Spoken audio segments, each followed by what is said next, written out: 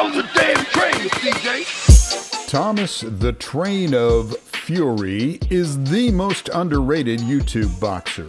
It's cool to laugh at him and point out that he essentially has no knockouts. Although his opposition is quite weak, the lack of knockouts is not an indicator of skill. For example, Tommy's brother, Tyson Fury, until his last 3 fights, was considered a fighter without knockout power, despite the fact that he is always much taller and heavier than his rivals. But the resemblance with his older brother does not end there. At the beginning of his career, Tyson, first of all, had hair. Yes, I understand, it's hard to believe. And secondly, he was called a clumsy heavyweight. His championship ambitions were laughed at. He had no knockouts, no spectacular technique. At one point, he even managed to smack himself with an uppercut. However, this is the unique style of the Fury family, whose student is Tommy. From the accent to the fighting stance, he shows with all his appearances that he is the real Fury. Constant head movement, movement to the sides, heavy relying on jab, as well as a stance. He looks like a copy of his older brother. As well as Tyson, he showed a masterclass of jab work in his last fight.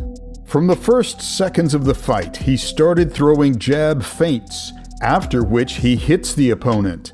But it's not the jab that matters, but what he did after. Fury immediately shifts to get out of the line of fire and prepares to launch the next attack. A perfect example that after the jab, Thomas is ready for any action.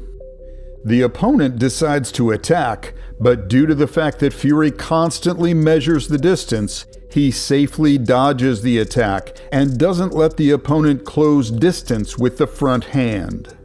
Here we see the classic Fury family jab, a feint with stutter, so that the opponent has time to raise his hands.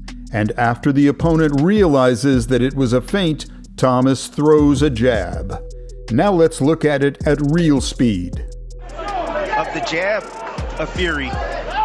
Tommy constantly measures the distance with his front hand, and this helped him in this episode. As the opponent closes the distance, he stopped it with his frontal hand and closed the view, after which he throws the right straight.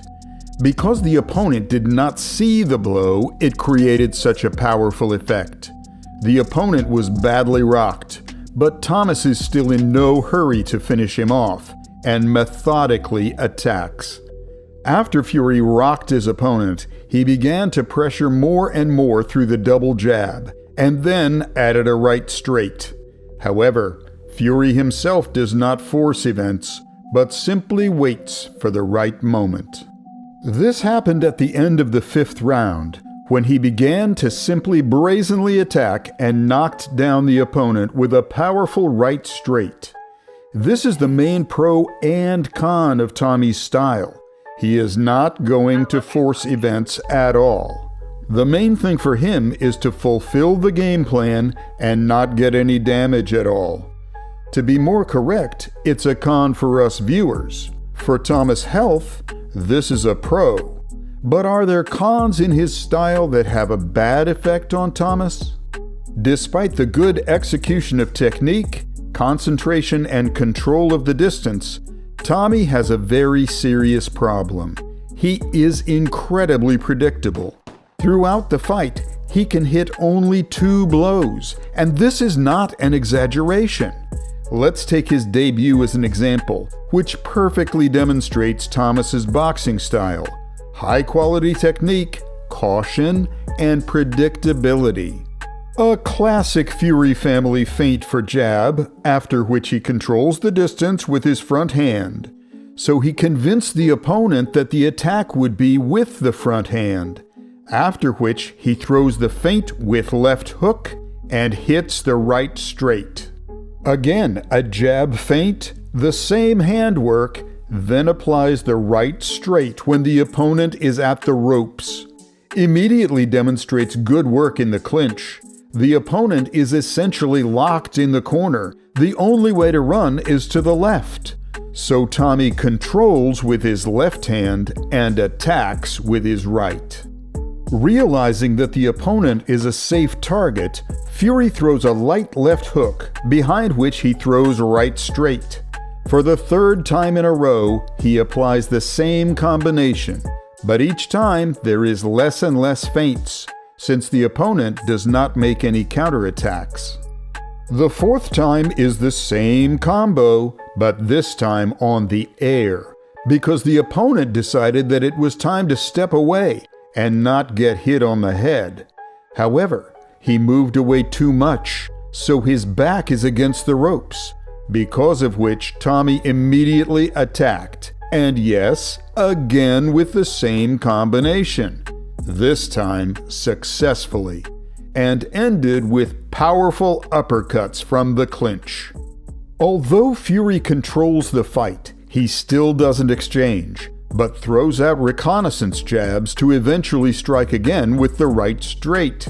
After a series of combinations that you already know about, Tommy adds a good bunch of uppercuts after straight. If earlier he threw an uppercut in the clinch distance, now he does it from the middle. This is a very rare combination as it is very dangerous, but Thomas performs it very qualitatively. After watching a minute of the first round of Tommy's first fight, I want to ask you a question. What's next? What combinations and punches will he use? Write your options in the comments. Ready to hear the answer?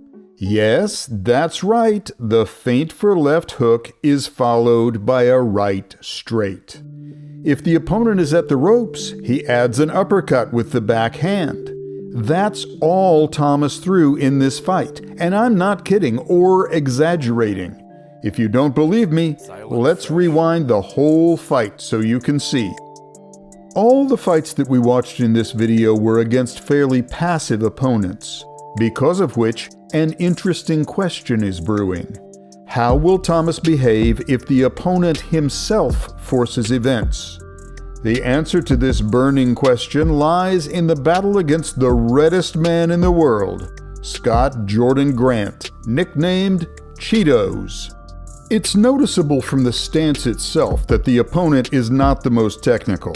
His whole game plan is to close the distances with high block. After that, attack the body and head. It's worth noting that he got to the work immediately. Tommy tried to stop the pressure with the weapon he uses to press, double jab and straight. However, the opponent easily dived under all the blows. Therefore, Fury immediately began to move around and throw jab to restrain the opponent. The attempt to throw the left hook was unsuccessful. The opponent's pressure is mentally hard for Thomas, because of which the blow itself was very short and twitchy. As soon as Tommy relaxed, the punches began to reach the target. Double jab and straight exactly on the jaw of the opponent, then immediately shifting from the line of fire. But the problem is that Fury shifted himself to the corner and realized that he had made a mistake by throwing a counter uppercut to the air. He was lucky that the opponent is not so good. Otherwise, this uppercut definitely would not have helped if the opponent had pressed correctly. After adaptation, it would seem that Tommy will develop attacks and increase dominance in this fight, since the opponent is more dangerous than others. But no. If you are interested in the freshest news in the best quality, we present you the YouTube Boxing News Channel. Link in description. We see the classic Thomas train of fury. He hammers a double jab and a straight to the end of the round, not trying to bring something new. Even the opponent began to notice this and began to catch Tommy a little bit with the right hook. In the second round, Fury forgot about the straight and worked only with a jab, and he accurately and quickly attacked, but did not increase his advantage at all. That's how the whole fight went, where Tommy held his opponent with a jab and very rarely tried to meet with a rear hand uppercut. He's an extremely passive fighter. The only situation Thomas will develop his attacks for is if the previous option doesn't work. And if a punch or combination works, it won't change anything at all. And until the end of the fight, he will brazenly spam. That's why there are no knockouts in his fights. He doesn't even think of chasing them. Therefore, the fight with Jake Paul can be a completely nondescript demonstration of Tommy's technique, where Jake will act as a heavy bag. However, this is a topic for a completely different video. If you want me to analyze the Fury versus Paul fight, let me know in the comments. And let's get 5,000 likes. If you have questions, you can go to my personal Instagram. Link in the description.